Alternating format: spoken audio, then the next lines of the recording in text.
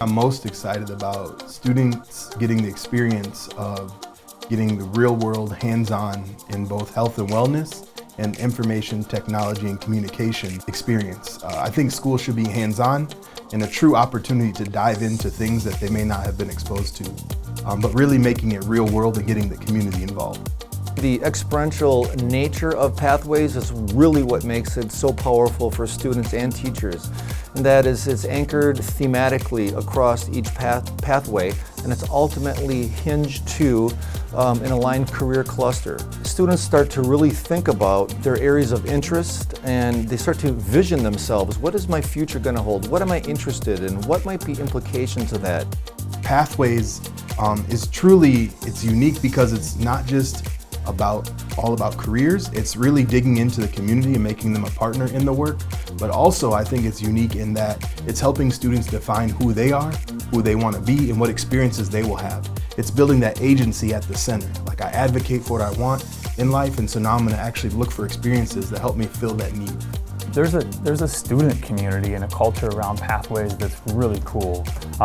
You know, whether you're like at UW Hospital with a group of students from our health services pathway, like staring off the helipad into the city, or whether our pathway is at an organic farm. Kids really thrive if we bring them out of the school and into the community. Part of what we're trying to do with Pathways in general is make connections from school into the real world and the real world into school. So we were super excited when we met some community partners this summer who were interested in doing this hands-on day with our students. One of the things we're trying to do all along is meet people in the community who are interested in connecting with our students in different ways. We're super excited about this because the community partners actually asked us what some skills are that we wanted the students to learn, and then they helped us build a day that matched the kinds of teamwork, communication, those kinds of things we wanted from the students. We're hoping that we can have more and more activities like this, having different kinds of places that they can go and see how people are working in the real world as a part of what they're learning in high school. We think that's sort of the beauty of Pathways. In particular, in the Pathways projects, we really try to give kids and students an opportunity to talk about, have a lot of student choice in how they collaborate with each other, how they come up with the design for the project, really using real-world problems so that they have to use those critical thinking skills in order to solve the real-world problems. Interpersonal skills is definitely a huge component that we want students to grow in over their high school years.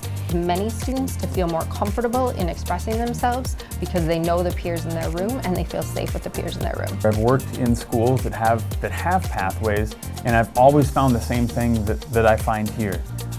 There's additive value for any student who wants to be in the pathway because it introduces them to things that they're going to see in the outside world before they graduate. Because these pathways have greater engagement capacity for kids simply than just doing school the way we've always done it.